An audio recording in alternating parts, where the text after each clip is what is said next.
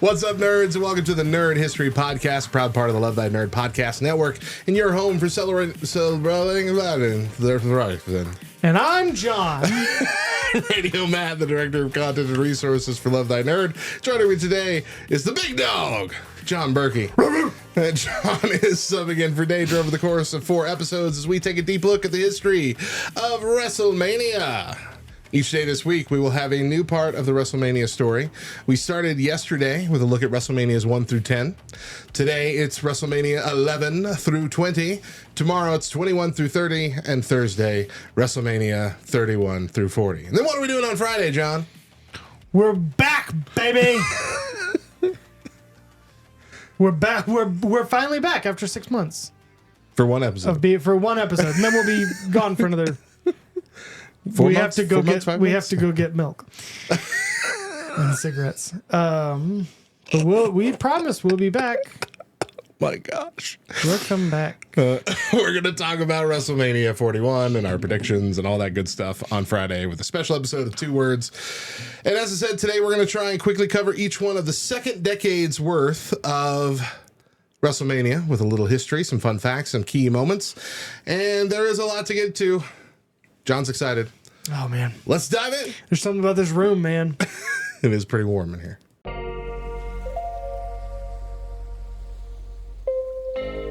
For 4 decades, one event has defined professional wrestling on a global scale. The lights, the moments, the legends. It all happens at WrestleMania.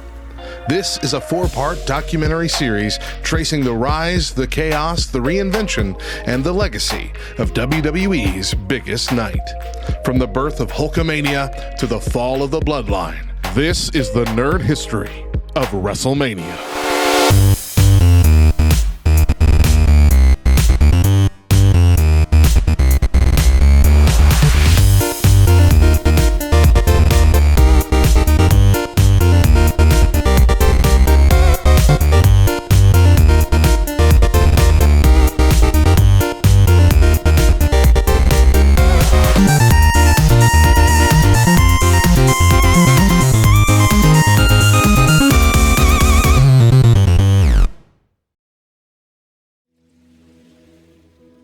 The mid-90s weren't always pretty. Business was down, the stars were fading, but out of the darkness came a shift. First quietly, then with a steel chair to the face. Austin, Rock, DX. The Attitude Era wasn't just a reinvention, it was a rebellion. And WrestleMania became the stage for that war. By the end of this run, legends retired, new kings were crowned, and WWE was no longer just surviving, it was thriving. This is the decade where the rules got broken. And this was never more apparent than at WrestleMania.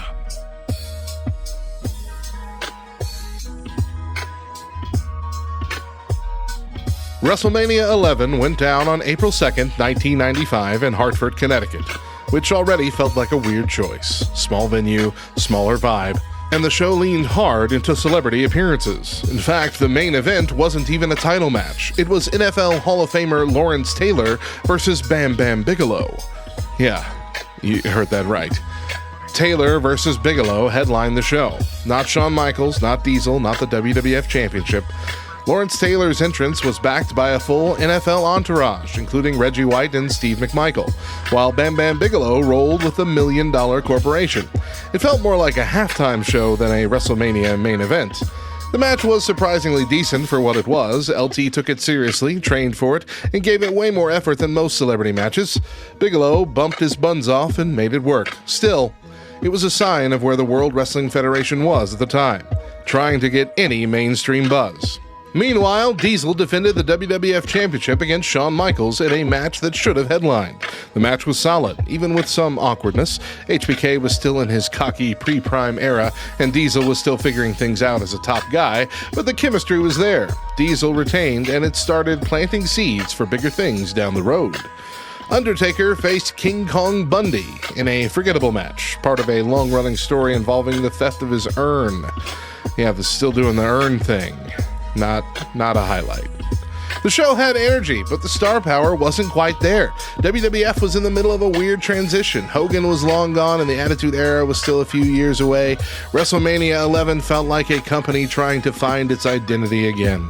WrestleMania XI isn't remembered as a classic, but it reflects exactly where WWF was in 1995, leaning on outsiders for attention while trying to build new stars behind the scenes.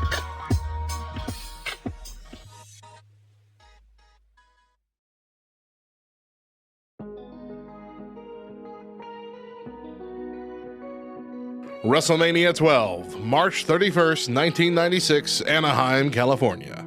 After a few rocky years, WWF was ready to go all in on its future, and that future's name was Shawn Michaels. The main event was iconic. Bret Hart versus Shawn Michaels for the WWF Championship in a 60-minute Iron Man match. No gimmicks, no celebrities, no distractions, just two of the best wrestlers on earth going the distance.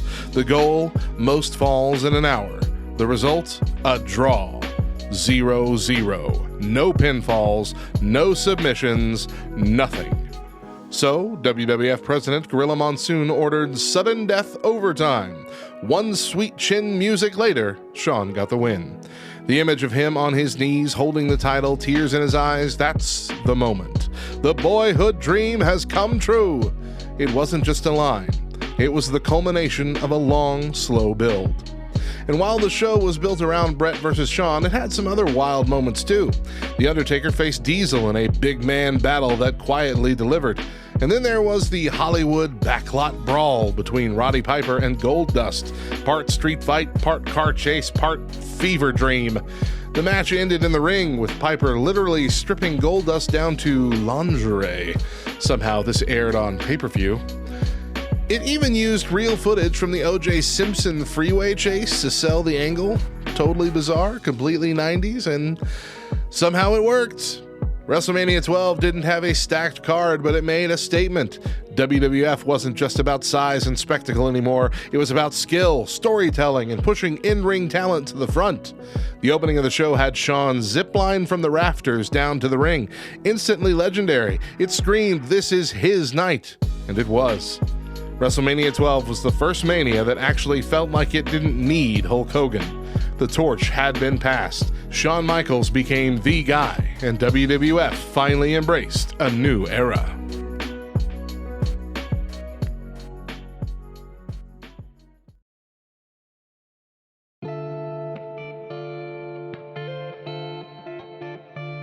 WrestleMania XIII, March 23rd, 1997, Chicago.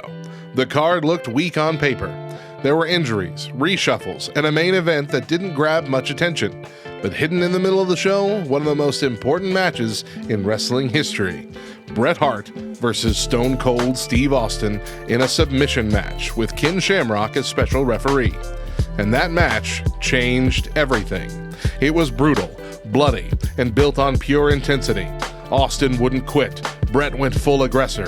Chairs, ring posts, steel steps, they used everything. Austin got busted open badly, blood pouring down his face, but he never tapped out. Bret locked in the sharpshooter, and instead of submitting, Austin passed out from the pain. That image, Austin screaming in agony, face soaked in blood, became the shot, one of the most iconic images in wrestling, often used in highlight packages for decades. Bret won the match, but he kept attacking afterwards, turning full heel. Meanwhile, Austin lost, and he became the hero. The double turn was masterfully done, and just like that, Austin became the anti-hero fans could rally behind. The seeds of the Attitude Era were planted right there in Chicago. The rest of the card, kind of a mess. The main event was The Undertaker versus Psycho Sid for the WWF Championship. It was slow, awkward, and had zero momentum behind it. The most memorable thing was Bret storming the ring mid-match to yell at both guys. Taker won the title, but the crowd had checked out by then. WrestleMania XIII wasn't about the card. It was about one match that lit a fuse under the entire company. WrestleMania XIII might have not had the hype or the polish, but it had the turning point. After this, everything was different.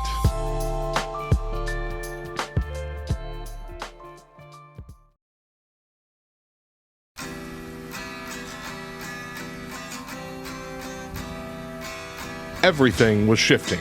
The characters were edgier, the storylines were hotter, and at the center of it all, Stone Cold Steve Austin. He was the anti-hero fans couldn't get enough of. Flipping birds, talking trash, cracking beers. WrestleMania XIV was his coronation. The event took place on March 29, 1998 at the Fleet Center in Boston, Massachusetts. The main event, Austin versus Shawn Michaels for the WWF Championship, with Mike Tyson as the special enforcer at ringside. Tyson was everywhere leading up to the match, on Raw, in press conferences, stirring controversy. And that was the point. WWF was chasing headlines, and it worked. Tyson gave the show mainstream buzz like they hadn't had in years. The match had tension, build-up, and stakes. HBK was working hurt. His back was wrecked, but he gutted through the whole match. Austin brought the fire. The crowd was red hot, and when Tyson fast counted the pin after a Stone Cold Stunner, the place exploded. Austin was the new champ. Tyson turned on DX, and the Attitude Era officially kicked the door in. This wasn't just a changing of the guard, it was a whole new tone. The censors were sweating, but the fans were loving it. Tyson's involvement gave WWF the mainstream boost it desperately needed. When he punched Shawn Michaels after the match, it got covered on sports shows, news outlets, everywhere. Wrestling was cool again. Shawn Michaels wrestled through excruciating pain. His back injury from a casket match with The Undertaker nearly ended his career. After this match, he'd be gone for over 4 years. At the event, The Undertaker faced his brother Kane for the first time ever, a match with a ton of build-up. Paul Bearer had turned on Taker. Kane had debuted months earlier, and they finally clashed in a monster versus monster showdown. It took 3 tombstones to keep Kane down. Triple H versus Owen Hart for the European title was also on the card, and it marked the early rise of Triple H as a singles star. DX was growing, and this was one of the early signs he'd be leading it soon. WrestleMania XIV is where things clicked. Austin on top, Tyson in the spotlight, Generation X breaking rules. The old guard stepped aside, and business was about to explode.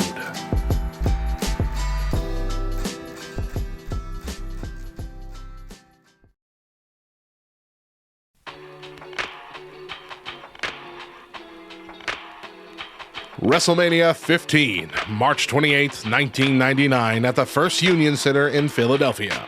This was the first WrestleMania headlined by Stone Cold Steve Austin versus The Rock, 2 megastars at the peak of their rise, but still evolving into the icons they'd become. Austin was the rebellious everyman. Rock was the cocky corporate champion, handpicked by Vince McMahon. The story was simple. Vince wants to control the WWF title. Austin wants to wreck everything Vince stands for. Fans ate it up. Their match closed the night. No DQ, tons of brawling, near falls, weapon shots, and just non-stop energy. It wasn't technical brilliance, but it was electric.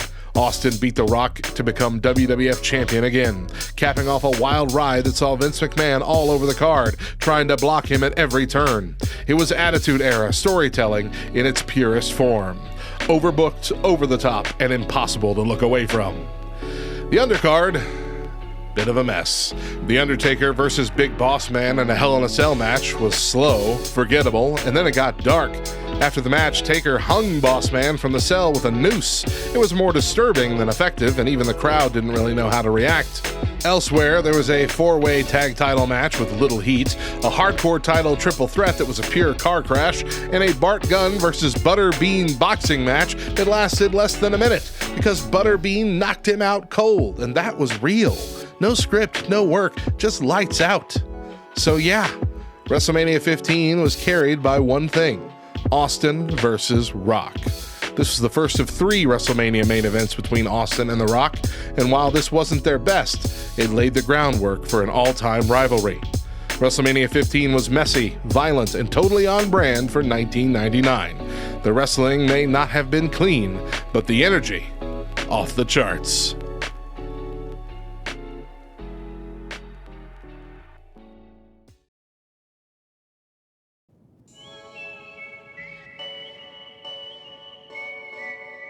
WrestleMania 2000 was overbooked in every direction. The event was held at Arrowhead Point in Anaheim, California on April 2nd, 2000.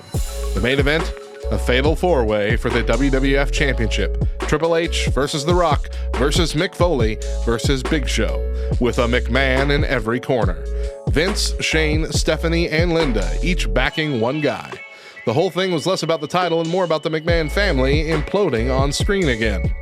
Triple H walked in as the champ, and for the first time in WrestleMania history, walked out still champion. The finish? Vince turned on The Rock, helped Triple H win, and they aligned as the new power couple, along with Stephanie. The crowd hated it. The Rock was red hot, and everyone expected him to win, setting up more drama post-Mania. Mick Foley came out of retirement just for this match. It was supposed to be a triple threat until they added him in. He didn't do much, but the crowd was happy to see him one more time. But let's be real. The match everyone remembers from this card wasn't the main event. It was the Triangle Ladder Match. The Hardy Boys versus the Dudley Boys versus Edge and Christian. No titles in wrestling history had ever been risked in a match like that before. Tables, ladders, chairs, chaos. These three teams destroyed each other in a high-flying, jaw-dropping match that basically invented a new style. Edge and Christian got the win, and the match stole the show. No contest. The rest of the show, some fun, some forgettable. Too many multi-man tags, too much interference, and way too much McMahon, but the energy was there, and you could feel the roster was stacked with future stars. The card was loaded with tag matches and multi-person bouts. In fact, it's the only WrestleMania in history with 0 traditional singles matches. WrestleMania 2000 was messy, but memorable. A moment where WWF had all the talent in the world and was still figuring out how to handle it. They were only 1 year away from one of the biggest WrestleManias ever.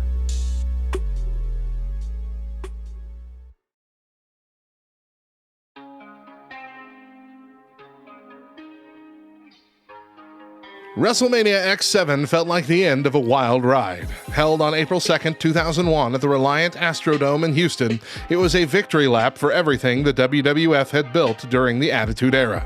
In the main event, it was the match. Stone Cold Steve Austin versus The Rock, round 2 for the WWF Championship.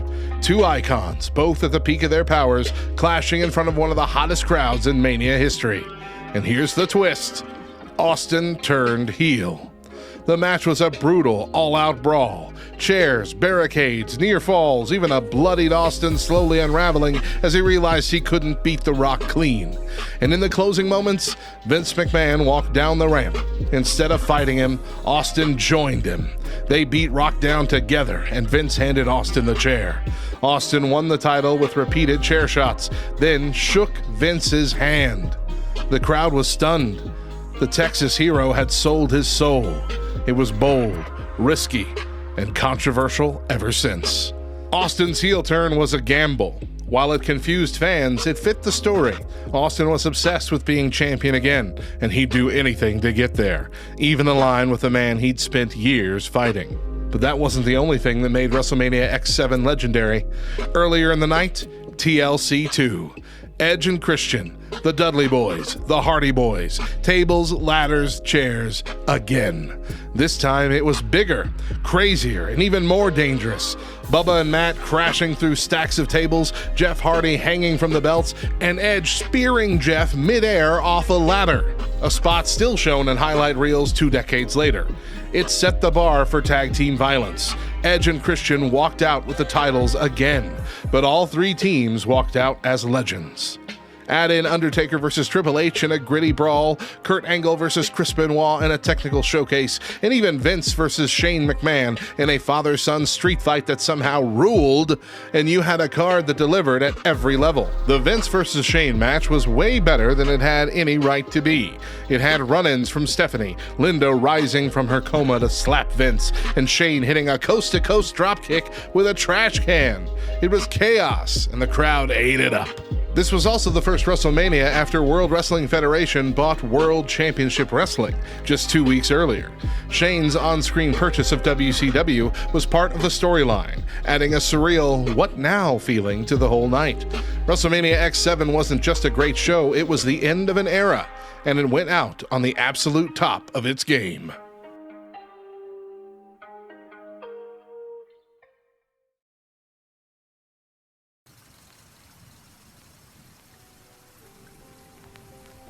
WrestleMania X8, held on March 17, 2002 at the Sky Dome in Toronto, Ontario, was a weird mix of eras colliding. The Attitude Era was fading. The Invasion angle was done. The WWF had bought WCW and Extreme Championship Wrestling. The company was loaded with talent, but in a bit of an identity crisis. So what did they do? Bring back Hulk Hogan. Not red and yellow American icon Hogan, NWO Hollywood Hogan, and they booked him against The Rock. Rock versus Hogan wasn't even for a title. It wasn't about belts. It was about icons. One of the biggest stars of the 80s versus the biggest star of the 2000s. Generational clash, and Toronto chose Hogan. The crowd flipped the script. Rock came in as a face, Hogan as the villain, but the fans booed The Rock and went absolutely nuclear for Hogan. It was a surreal atmosphere. The match itself, pretty basic, but the crowd made it feel like the biggest thing in the world. Shoulder blocks, body slams, Hogan hulking up for the first time in years. The place exploded. The Rock won, but the real win was Hogan's return to superstardom. After their match, Hogan turned face officially, shaking Rock's hand and posing for the crowd. Kevin Nash and Scott Hall ran in to attack him, but Rock made the save. The NWO was done, and Hogan was back. And here's the wild part. That wasn't even the main event. Triple H versus Chris Jericho closed the show for the undisputed WWF Championship. Solid match, but it never stood a chance after Hogan and Rock. The crowd was burned out. Jericho was booked like a secondary player in his own feud, and the build-up had been about Stephanie and Triple H's drama. Not exactly a strong main event narrative. Still, WrestleMania XII delivered big-time nostalgia and some great in-ring stuff. The Undertaker defeated Ric Flair in a bloody, underrated brawl. It wasn't flashy, but it was vicious. Taker went 10-0 at WrestleMania with that win. Rob Van Dam made his WrestleMania debut and won the Intercontinental Championship. Showing just how stacked the roster was, even the mid-card had stars that could headline anywhere else. WrestleMania X8 was a turning point, saying goodbye to the Attitude Era, reintroducing legends, and laying the groundwork for the Ruthless Aggression Era.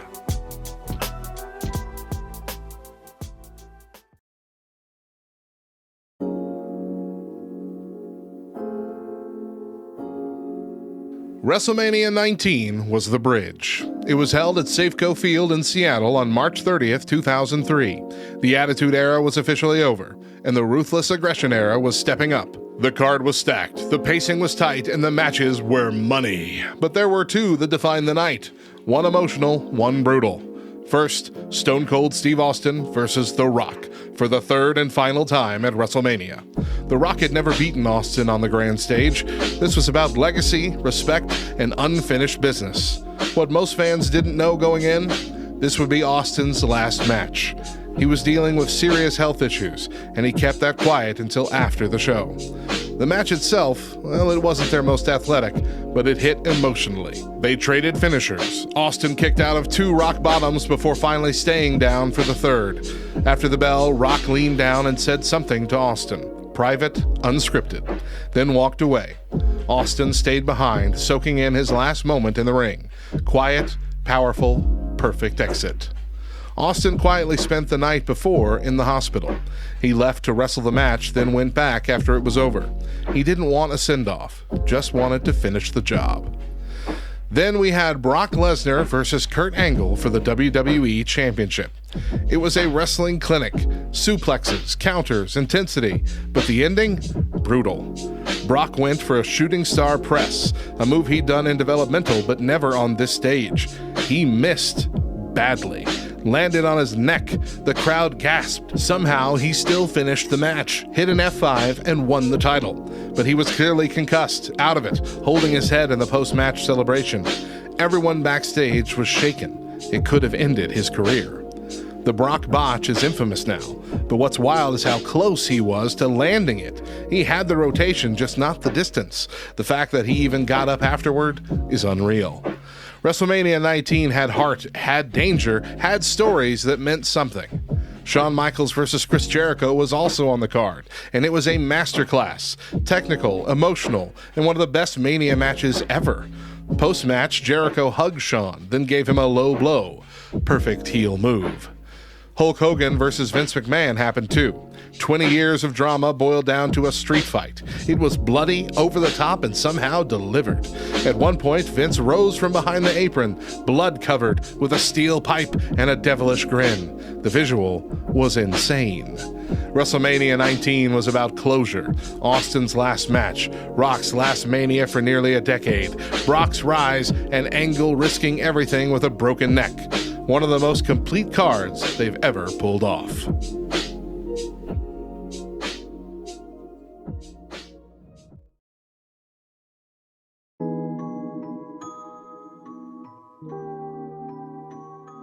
WrestleMania XX was supposed to be a reset. Held on March 14, 2004 at Madison Square Garden in New York City.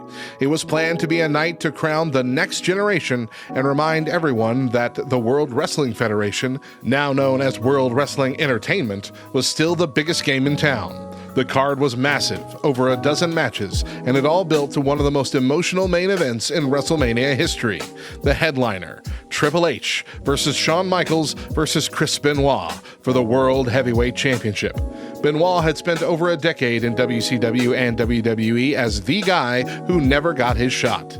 That night, he delivered the performance of his life. All three men were on fire. Blood, submission chains, big spots, and intense crowd heat. Benoit made Triple H tap to the crippler crossface, a rare Mania submission finish, and the Garden erupted. The moment that followed is unforgettable. Benoit holding the title, tears in his eyes, and then Eddie Guerrero, his real-life best friend and the WWE champion at the time, came out to celebrate. Two guys who were never supposed to make it to the top, now both holding world titles at WrestleMania. It was pure, raw emotion. Of course, that moment is now clouded by the events of 2007, when Benoit tragically killed his wife and son before taking his own life. WWE has erased almost all traces of him, but at the time, this was his crowning moment, and it hit hard. Elsewhere on the card, early in the night, you had Eddie Guerrero versus Kurt Angle for the WWE Championship, a technical showcase with a clever finish. Eddie loosened his boot, and when Kurt went for the ankle lock, it slipped off. Eddie rolled him up, retained the title, and flashed that classic lie, cheat, steal grin. The Undertaker also returned as the Dead Man for the first time in years, having used his biker gimmick the last several Manias. He faced Kane in a short match, but the entrance, Paul Bearer with the urn, the Druids with torches, gave fans chills. That version of Taker was back, and it hit. Goldberg versus Brock Lesnar happened too, and was a total disaster. Both guys were leaving the company after that night, and the fans knew. The Garden booed everyone, including special ref Steve Austin. The match was slow, awkward, and completely rejected by the crowd. Austin stunned them both and got the only cheers in the whole segment. WrestleMania XX was full of heart, full of hope, and full of history, some of it joyful, some of it dark. But in that moment, it truly felt like the beginning of a new era.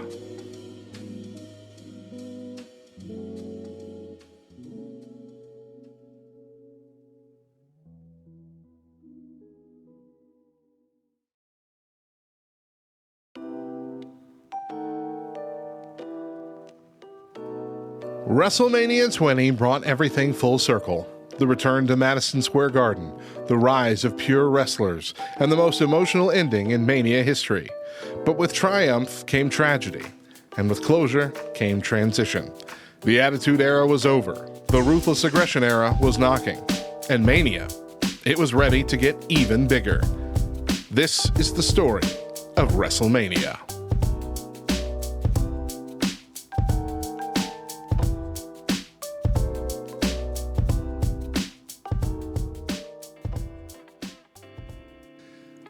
John, it is discussion time, and we got a few questions about the second decade of WrestleMania.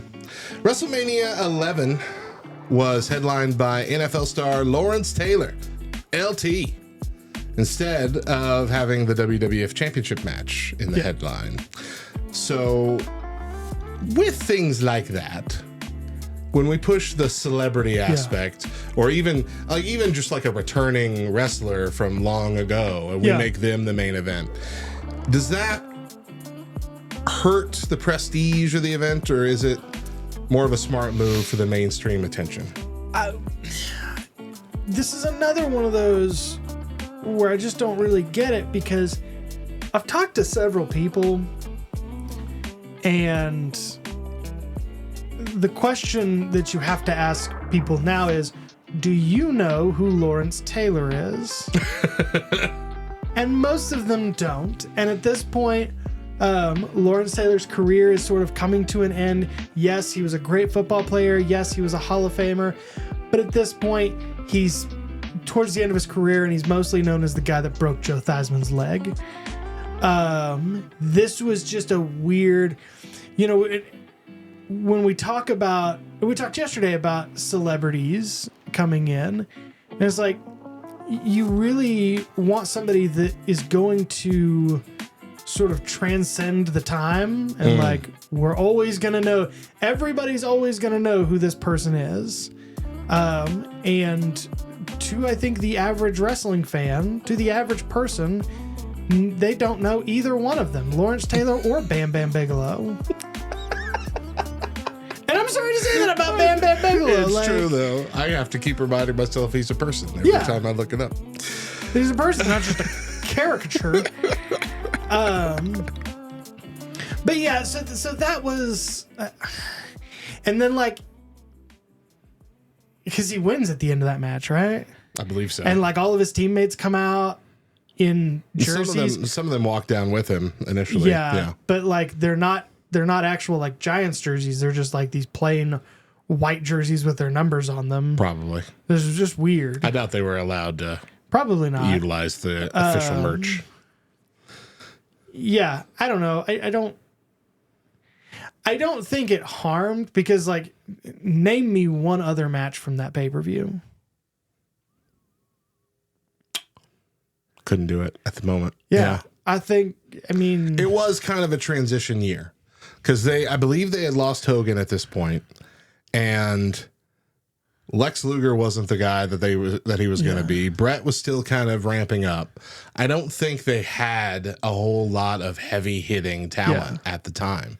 Yeah. And so it might have been the smarter move to grab someone, at least from that time period that people were familiar with, and do some sort of fun gimmick to hopefully grab the NFL fans to come watch. And do you remember how good the title match was between Diesel and The Undertaker?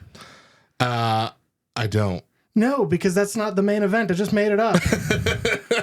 I don't know I think it was Diesel. It might have been that year. I think it was Diesel and Shawn Michaels. I don't know.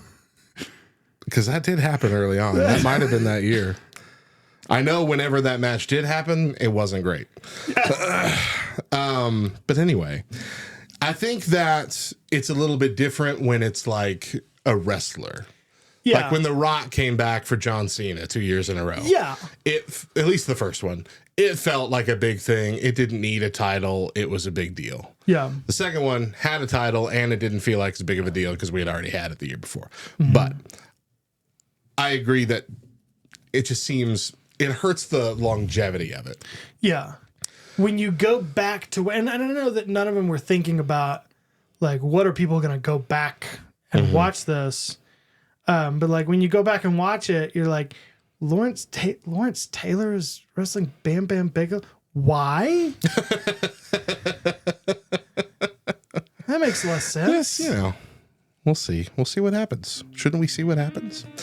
WrestleMania XII gave us the Iron Man match. This was Bret versus Shawn. One of the most iconic main events ever. Oh, yeah. They went for 60 minutes. The idea was most pinfalls in 60 minutes, right? 0 pinfalls. Yeah. 60 minutes. No pinfalls, no tap outs, no nothing. Do you think that going for a full hour with not ticking one score on either side hurt the match or made it more iconic? No, I don't think it hurt the match at all. Because what they did was they created a stipulation, and then they turned the stipulation upside down. It was like, you can have as many pinfalls as you want. You can have 3. You can have 4.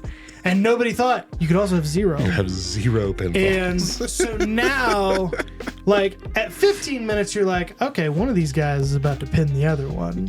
And then at 25 minutes, you're like, nobody's pinned each other. And then at 45 minutes, you're like, well, somebody please pin someone. And then you get to the end of 60 minutes and nobody's pinned anybody. And you're like, what's happening? Then we have to restart it with sudden death rules. And I think that was fun too. Because then it was pretty quick. Yeah. It pretty much ended really shortly after that. And I think the crowd went wild. I think that, like, it's kind of, oh, you're talking about it. But, like, you're talking about it. Here we are. We're talking about it a lot more than any other match on that pay-per-view. Again, give me another match from that pay-per-view. Let's move on to WrestleMania 13. Okay. Stone Cold Steve Austin, Bret Hart, the double turn for them. Bret Hart goes in as the face, Stone Cold Steve Austin as the heel. Yeah. Then it just becomes this brutal bout where we get one of the most iconic images leading into the Attitude Era ever of not Hogan, Austin in a sharpshooter, blood pouring down his face. Yeah. And I can't remember a better shot, because it was even referenced again when Becky Lynch started doing her the man character. Yeah. That started taking off after SmackDown invaded Raw and she got busted open and had blood running down her face, standing victorious. Like, that was such a great unintentional callback to that moment that clearly that's just an iconic standalone scene. Was that the unofficial start of the Attitude Era? Yeah, I think it was definitely a jumping off point. Yeah. Was that before or after Austin 316? I believe that's still briefly before. Okay. If not right after. Like, it's really, really close. So, I mean, yeah, because nothing... I mean, you could have put any two guys in that match, and you get a shot like that, and... Now, granted, you put any two guys in there, you're not going to get a shot like that. But, right. But yeah, I think it was the first step in saying, like, we're not a carnival attraction anymore. Like, we are something much more much more drastic. And it's set up really great. You have Bret doing a heel turn, which works out a lot better than Bret as a face. And then you have this image of Austin, and now it's like burned into people's skulls, like he's a crazy person. I think you can put it as an unofficial jumping off point for the Attitude Era. Because up into that point, you hadn't ever seen anything like that. Right. And I think that really cemented Austin as more than just talk. Yeah. Like, he was good on the mic at this point. He had developed that for a long time. But to have him be in that position, take such a beating, be covered in blood in the sharpshooter, and refusing to get up to the point where he has to pass out for him to lose that match. Yeah. I thought that was, like, even with him losing, that makes him the winner right there. Yeah. That puts him on a high level. Yeah. Because before this, I mean, what were the matches you were getting? It's the mailman versus the space guy. and what are we doing here? And now this is wrestling. This is wrestling, son. We are. And I think the change that you're describing right there, came with just the choosing of Steve Austin's name. Yeah. Because if he's Chili McFreeze, he's not in that match. He does not get over. Not even a little bit. He doesn't get a WrestleMania 13 match Chili with Bret McFreeze, Hart. the Iceman. Oh, man. Chili McFreeze, baby. Gosh. WrestleMania 15 was peak Attitude Era chaos. This was Rock versus Austin 1. Vince was everywhere, all up and down the card, trying to get the cards put in his favor to keep Austin from getting the title. Tons of overbooking in that pay-per-view. They kind of went over the top in the whole pay-per-view, which we saw a few more times moving forward as well. But is going through these documentaries, we see several different styles of WrestleManias, and they keep kind of going in a shuffle. And so we'll have the Hollywood-focused celebrity, is the big deal kind of thing. We have the technical showcases where we just try to put on the best wrestling show ever. Then we have the let's create moments show, which can go one way or the other. Yeah. All of these really can go one way or the other, but I feel like the moments focused ones are the ones that can go either far left or far right. Like we've got off the rails nonsense like WrestleMania 2000, which I'm sure we'll talk about, with a McMahon in every corner, fatal four-way main event with all four of our biggest wrestlers. Like, come on. Of course. Too much. But then we have stuff like WrestleMania 39, WrestleMania 40. Those were all based around moments, and these have been two of the best WrestleManias probably of all time. Sure. So is that style of the moment focus, the kind of overbooking on purpose WrestleMania, has it aged better over time, I guess is the question. Like, have they figured it out a little bit better, or do you think that we've just been lucky the last couple of years? Well, I think that we stopped, building gimmicky characters, and when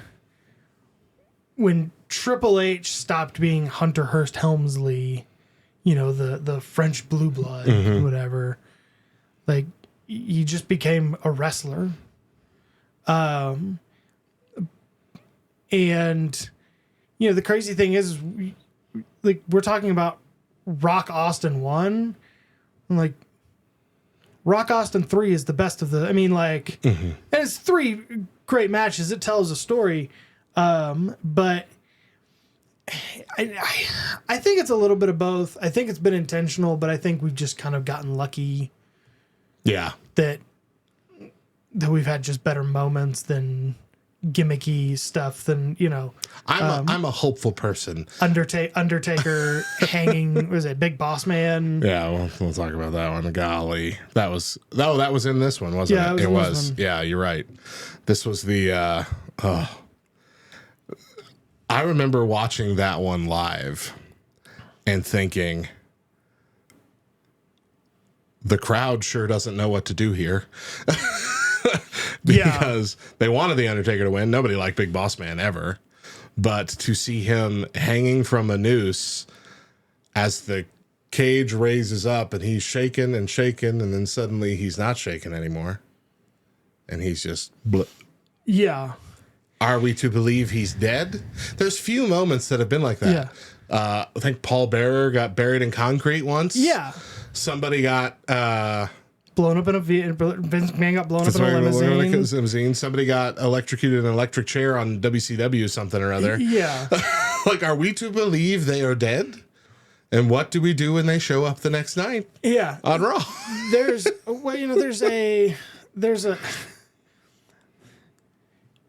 moment, there's a difference between suspending reality and just walking away from it. Yeah. And I think they've kind of made... I don't think it's been a conscious decision. Like, you can't do that anymore. The wool can't quite be pulled that far down. Yeah, so I don't think... I think it's just been an evolution of the product that we stopped getting a bunch of overbooked, gimmicky... I think the most recent, like, over-the-top overbooking that I remember was the... Extreme Rules, Fright Night or whatever version that they had during COVID. For NXT? No. It was for WWE. Oh, what? Oh, and yeah. Rey Mysterio had his eye popped out of his head. Yep. And for a brief second, we see a camera shot and we just see a full on fake eyeball resting on top of his mask. Yeah. I'm like, what are we doing? Nobody's going to buy that his eye popped out of his skull. Oh, man. That was weird. We had like 3 different eye poked out things happening at the same time. That year. Yeah. Very odd. Nobody can keep their eyes. Last question. WrestleMania 20 gave us one of the most emotional endings in history. Chris Benoit, Eddie Guerrero celebrating as champions. That moment meant everything then. Yeah. But let's talk about Chris Benoit as a person. Let's talk about his personal life. Did you like him? Did you think he was a good person? I heard like you had a moment where you met Chris Benoit and you were like, man, that guy's going to be special to me for the rest of my life. Right. I heard he's the godfather of your children. No. Spoiler alert, Radio Matt never met Chris Benoit. The question, I guess, is it possible to separate that image from what came after? Like, we know WWE has done everything they can to erase Chris Benoit from their history, which is really hard because he came in as part of a group that was pretty influential in the Monday Night Wars changing of the momentum. Yeah. But it was, gosh, I do remember, again, watching that live and thinking, this is amazing. Having both of them as champion at the end of the night, standing together, all the confetti. Like, that was the first big, like, party ending that I remember. Yeah. The big celebration ending. I think you can watch it and you can enjoy it. And you know, I'll paraphrase it, but you know, I think that Paul Heyman said it best. As a performer, one of the best that'll ever live. As a person, forget him. Like, sorry. And I'll be one of the first to say, like, I don't think it was really all his fault as to what happened. I think that there are other parties to blame, and we could talk about that some other time. But you know, to get his brain functioning the way that it was functioning, right. But this, you know, everybody wants to defend Chris Benoit. But at the end of the day, everybody wants to defend it as like, oh, well, his brain was messed up. So like it was just, you know, it was a crazy random act of thing. But it was like a 3-day event in his life. This wasn't just like, oh, I accidentally did this. It was, I mean, it was a big, huge thing. And so no, I just don't think we can separate the two. And, you know, I think that's a shame because I really do think that we'd be talking a lot about Chris Benoit if he hadn't done 100%. What he did. I mean, like, he was good. People would have cared. He was one of the greatest of that era. Yeah. And that was the night that was set to prove it. Yeah. First time he got to be in that grand spotlight. And it wouldn't be a couple more years, a year.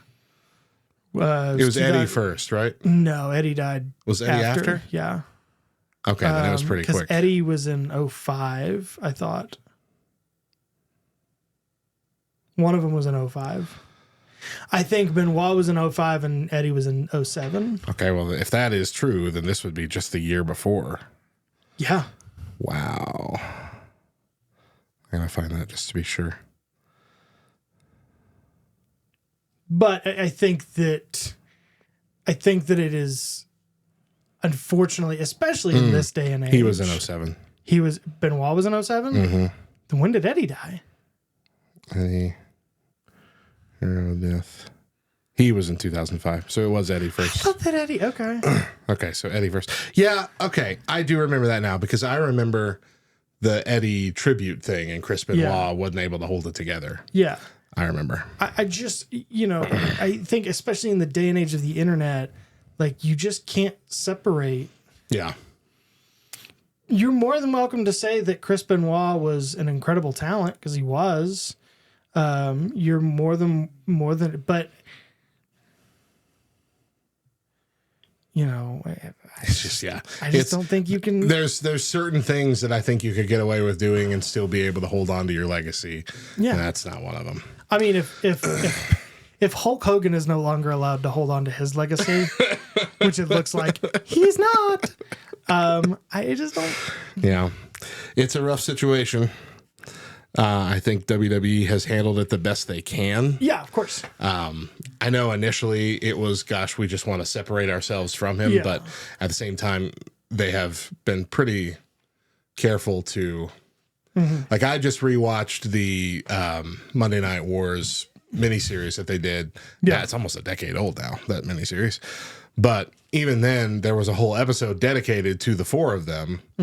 And while they mentioned Chris Benoit's name a couple of times, they never put any focus on him. And he was almost the de facto leader of the group at the time. And so they did a really good job of still presenting this as such a monumental moment without giving him that spotlight. Yeah. It's hard to erase somebody from the history of the company when they played a vital role in it. Yeah. Like we know allegations and stuff against Vince McMahon that are still a thing. No matter what horrible things he has done or might do in the future, it would be 100% impossible to remove Vince McMahon from the history of the company. WWE, He is the history of the company. 1000%. And so there's got to be, I guess, some leeway when it comes to certain things, but I don't know how you fix that, and I don't think you can. Yeah, I don't think I think it's just going to be a broken situation in your history books forever. And I think you can have a mostly complete history book and it'd be fine. Sure. All right. Well, kind of a bummer note to end on. I apologize for that. I'm the one that laid these out. But with that, part 2 of the nerd history of WrestleMania comes to a close. Join us again tomorrow as we tackle the next 10 years of WrestleMania. Subscribe to the Nerd History Podcast via our YouTube channel, youtube.com/@nerdhistoryltn, or on Spotify, Apple Podcasts, etc. Find us on lovethynerd.com/nerdhistorypod.